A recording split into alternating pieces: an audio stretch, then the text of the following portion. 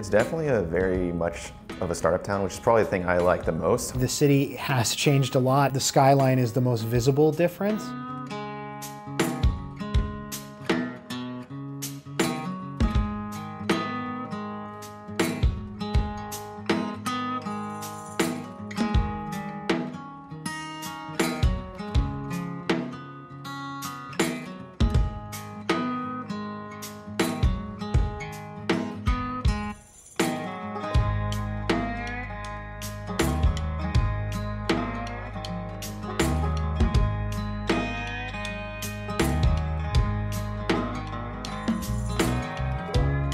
We've had large employers coming to the region, Tesla, Oracle, Canva. We've seen also expansions from Samsung. Out in Bastrop, the Boring Company has located their headquarters here in the region.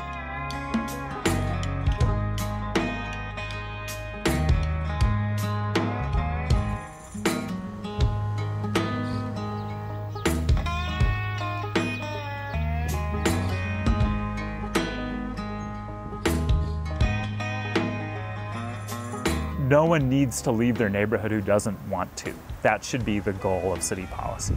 It's a good thing to have new people coming to the city and moving here every day, but if that comes at the cost of longtime residents, well then that's not the right balance. We need to do a better job.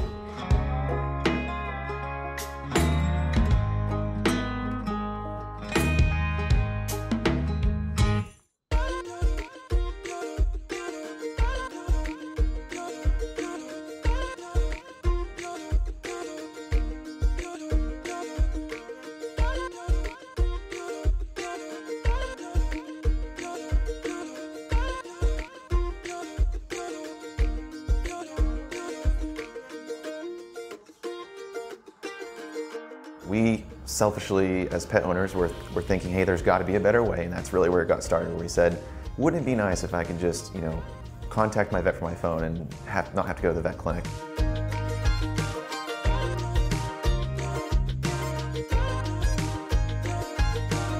Once we had COVID really spike our growth, we grew by like 11x, went from about 79 clinics to like 900 or so within a matter of 3 or 4 weeks. And then we decided, let's quickly raise funding, let's hire some more people. So we went from 6 employees to like 25 or so within a matter of a couple months. And that's when I said, okay, at some point, when COVID gets a little bit more settled, we move down to Austin.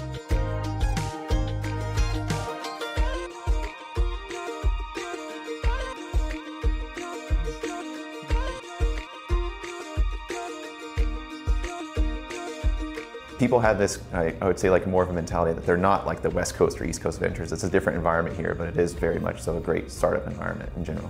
There's a bunch of other really cool events here.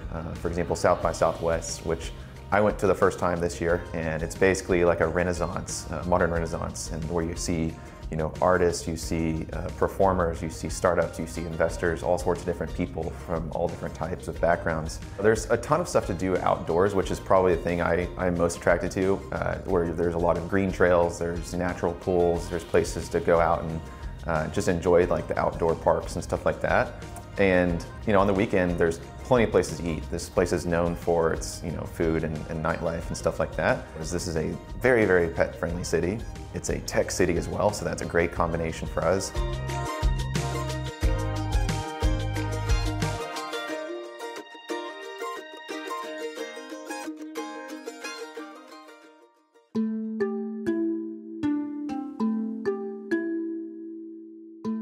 The median house price in Austin went up by roughly $200,000 during the pandemic, which is just startling.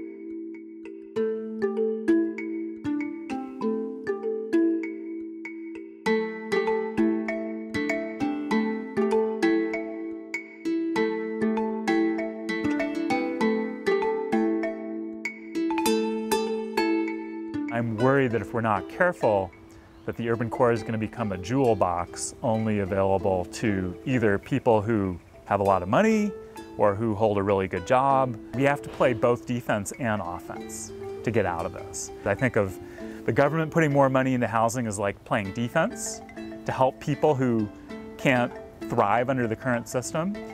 But you also have to play offense, because if you're not expanding the overall housing supply, then people are fighting over table scraps. And that's a destructive dynamic that we need to get out of.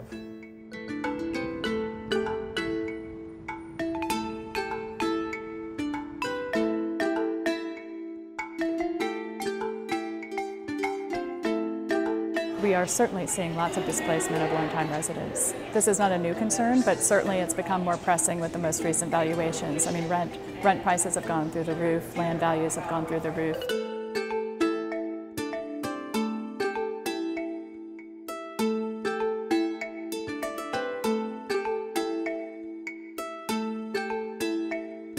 As we're constructing affordable housing, we're doing our best to make sure that individuals who have been displaced from Austin or at risk of being displaced have an opportunity to purchase or to rent those units.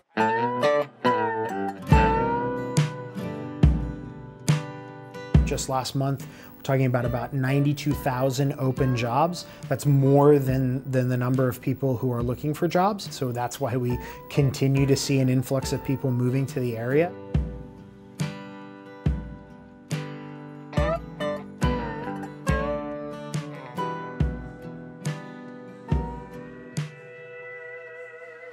It's not possible for the city to turn the clock back. There's no public policy that can deliver a $120,000 single-family house on a quarter-acre, a stone's throw from downtown. That might have existed in the past, and people might miss that and long for it, but it's gone.